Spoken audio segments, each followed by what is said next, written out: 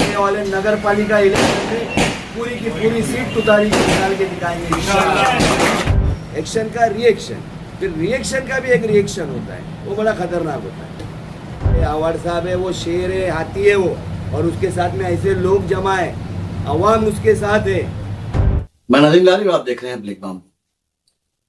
कल 23 नवंबर 2024 को राष्ट्रवादी कांग्रेस पार्टी अजीत पवार गुट के मुमरा में सोनाजी नगर ऑफिस में एक प्रेस कॉन्फ्रेंस का आयोजन किया गया था। ये प्रेस कॉन्फ्रेंस दरअसल उन्होंने बुलाई थी पार्टी की जो महाराष्ट्र में प्रचंड बहुमत से जीत हुई है उसकी खुशी मनाने के बाद उन्होंने प्रेस कॉन्फ्रेंस मीडिया से बात करते हुए डॉक्टर इंदिरा अवार्ड के ऊपर जमकर निशाना बरसा था। एक एक्टिविटी थी उनकी साइड होटल के पास में जिसको लेकर के जम के निशाना साधा, उनकी आलोचना की। यहां तक बात हुई कि एक्शन पे रिएक्शन की भी बात की गई। आज उसी प्रेस कॉन्फ्रेंस का रिएक्शन था राष्ट्रवादी कांग्रेस पार्टी शरद चंद्र पवार के मुमरा के सीनियर नेता यूनुस शेख द्वारा। एक प्रेस कॉन्फ्रेंस में यूनुस शेख ने उस प्रेस कॉन्फ्रेंस में कही गई बातों का जवाब दिया। साथ में उन्होंने अल्टीमेटम भी दिया कि एक्शन का रिएक्शन सबने देखा होगा, लेकिन रिएक्शन का रिएक्शन हम दिखाएंगे। क्या कुछ कहा यूनुस शेख ने प्रेस कॉन्फ्रेंस में, पेश है आपके सामने वीडियो।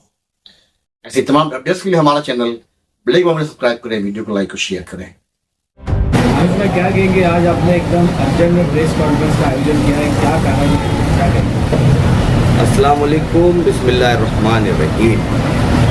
सबसे पहले मुमरा, कौसा, खलवा, खारेगांव पूरी कॉन्स्टिट्यूएंसी के तमाम वोटर्स का मैं शुक्रिया अदा करता हूं जिन्होंने बम्पर वोटिंग करके हमारे नेता को फिर से एक बार यानी चौथी बार फिर से मुमरा का नेता चुना है और उनके ऊपर विश्वास जताया। आज मॉर्निंग में, शायद मॉर्निंग में हुई थी ना, कभी हुई थी? कल रात में अजीज बाटे की प्रेस कॉन्फ्रेंस थी। उसमें उन्होंने कुछ धमकी नहीं देना और इस तरीके की कुछ बातें वगैरह की, एक्शन का रिएक्शन वगैरह था। तो उस सिलसिले में हमने ये प्रेस कॉन्फ्रेंस लिया है ताकि उनको हम सही तरीके से जवाब दे सकें। उनका बोलना ऐसा है कि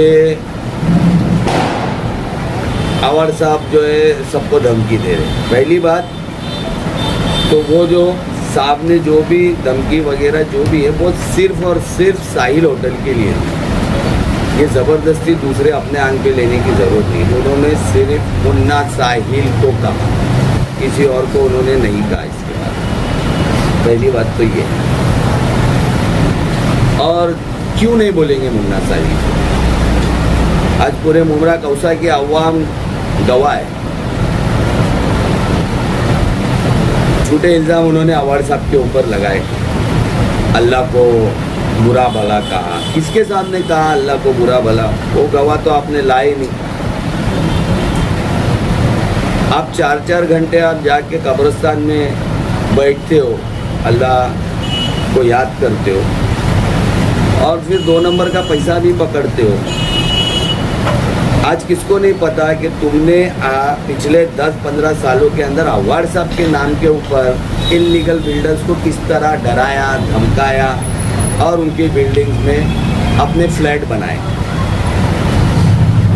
कितनी इल्लीगल तुमने बिल्डिंग बनाए अवाड़ साहब की छत्रो छाया में। साहिल होटल इतना सा था, एक गाला इतना बड़ा जो तुमने बनाया वो जितेंद्र अवाड़ के नाम और उसके दबदबे से बनाया। और आज आप उसी आदमी को बोल रहे हो, उसी के खिलाफ खड़े हो। ये असल गद्दारी होती है। पूछना चाहेंगे तुझे, पूछो। उन्होंने ये कहा है पूरे प्रेस कॉन्फ्रेंस में कि ये जो चुनाव लड़ा गया, ये चुनाव विकास को लेकर नहीं लड़ा गया, सिर्फ भाजपा और हिंदू मुस्लिम के मुद्दे को लेकर। तो भाजपा और हिंदू मुस्लिम का ही मुद्दा देश में चल रहा है। डेवलपमेंट की बात होगी तो डेवलपमेंट तो चल ही रहा है ना ऑलरेडी। आप लोगों को नहीं दिख रहा है। भाई आप लोगों को नहीं दिख रहा है कि डेवलपमेंट। आजीज बाटा को टिकट किसने दिया कॉरपोरेशन में? जितेंद्र आवाड़ ने। आजीज बाटा ने आज मेरे वार्ड की वाट लगाया, नल्ला सर्टिफिकेट बना के आके तुम खड़ा रहा। अगर यहाँ के अवाम को लेके हम कोर्ट में इसके ऊपर केस करें कि भाई जब तेरा सर्टिफिकेट ही गलत था तो तूने क्यों फॉर्म भरा हमारे वार्ड की वाट लगाने को? क्या यूनुस शेख वो नहीं कर सकता था? 30 साल से यहाँ राजनीति कर रहा हूँ, जब भी ये वार्ड ओबीसी हुआ कभी मैंने नल्ला सर्टिफिकेट, क्योंकि उसके बाद की जिल्लत और जलालत हम वो बर्दाश्त नहीं कर सकते। तुमको आदत है, तुम कर सकते हो, हम नहीं कर सकते। तुमने आवाड़ साहब के एहसान मानो कि वो पहला 16 महीने में तुम उड़ जाते थे। वो जावेद भाई ने पहले ही किया, उसको फिर जावेद भाई को बुला के समझाए कि नहीं भाई उसको थोड़ा टाइम दो, और टाइम दिए तो भी तुमने जो है अपने डॉक्यूमेंट्स प्रूफ नहीं कर पाए और तुम चले गए।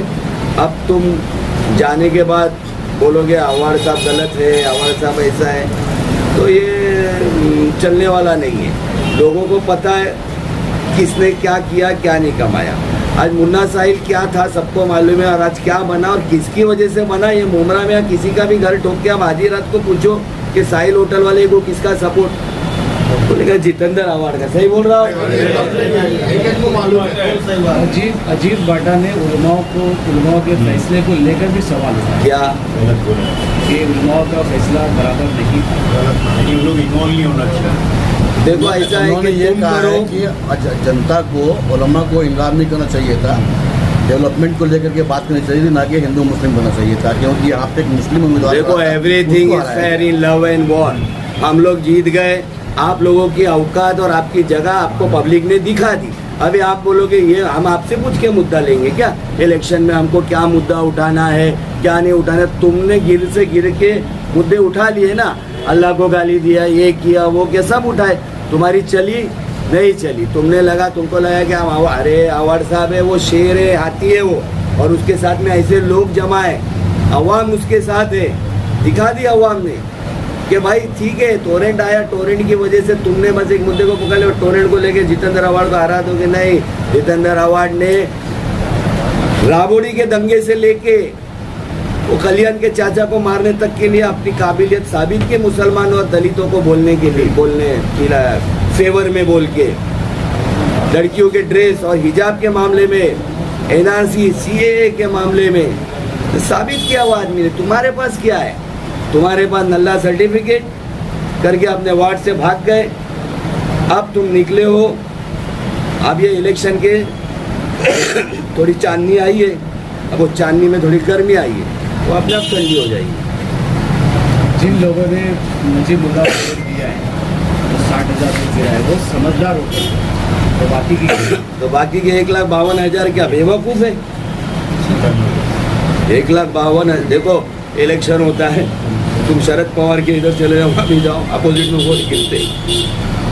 अब वो समझदार, ये समझदार, ये फैसला करने वाले तुम कौन है भाई? आप ये फैसला नहीं कर सकते। ठीक है, उनको कन्विंस कर दिया आपने गलत तरीके से, वो कन्विंस हो गए। बाकी आप कन्विंस नहीं कर पाए ना। कहाँ गए आपका नजीब मुल्ला का पूरा कोकनी समाज? कहाँ गया अजीत बाटा का कौन सा पॉकेट है मेरे को नहीं मालूम, कहाँ गया? क्या कर लिए पूरे लोगों ने? इससे भी कुछ नहीं हुआ, सब रोते बैठे। अगर तुम्हारे में हिम्मत और दम होता तो नजीब मुल्ला 60 नहीं 90,000 वोट लेता यहाँ से, मगर ना तुम्हारे पास मुद्दा था और ना कोई तुम्हारे पास बेस था इस काम के लिए। उनका ये भी कहना है कि हम जो है डेवलपमेंट मुमरा में आप करवाएंगे, अपोजिशन का रोल अदा करके। हाँ, अपोजिशन का रोल अदा करके यहाँ पे मुमरा में आवाड़ से डेवलपमेंट काम करवाएंगे। बहुत अच्छी बात है, बहुत अच्छी बात है ना। 5 साल उनको बैठने नहीं देंगे। इसको वो आदमी वैसा भी कहाँ बैठता है यार, वो काम ही करते रहते। और हम भी हमारे वार्ड में आके पूछो, हम भी सुबह 8 बजे से काम में लगते हैं, हमारी पूरी टीम लगते हैं। हम लोग तो ऑलरेडी खड़े हैं, तुम लोग खड़े हो जाओ। अभी बैठ गए थे ना भाई, तुम बैठ गए थे 2.5 साल 3 साल ना, आप खड़े हो जाओ, समझे? और फिर से मैं बोलना चाहता हूँ कि वो जो भी आवाड़ साहब ने क्रॉस मारा, ये किया, उस मुन्ना साहिल को धमकी दिया, क्योंकि मुन्ना साहिल उनकी गोद में बैठा रहा, मजे लिया इतने साल। और अब जाके जो है वो अलग होके उनकी बुरा ऐसा इल्ज़ाम अल्लाह को गाली देने वाला तो वो किसी को भी बर्दाश्त नहीं होगा। किसके कितने फ्लैट है क्या है सब कुछ मालूम है। मैं बोल रहा हूँ कि मुन्ना साहिल के खिलाफ है ना जितेंद्र अवड़ का मुंह नहीं खुलवाओ। अगर वो आदमी बोलने पे आ गया ना तो नंगा हो जाएंगे, कहीं के भी नहीं रहेंगे। इतने तुम्हारे खोटे कांड है। तुम्हारे ऊपर मर्डर का इल्जाम आ रहा था, अवड़ साहब ने बचाया। अरे बड़े बड़े कांड में तुमको बचाया यार, कुछ तो शर्म कुछ तो लिहाज होता है आदमी में, बिल्कुल नहीं है। अजीज बाटा बोलता है एक्शन का रिएक्शन होएगा, तो मैं उसको बोलना चाहता हूँ कि रिएक्शन का रिएक्शन देखा क्या कभी?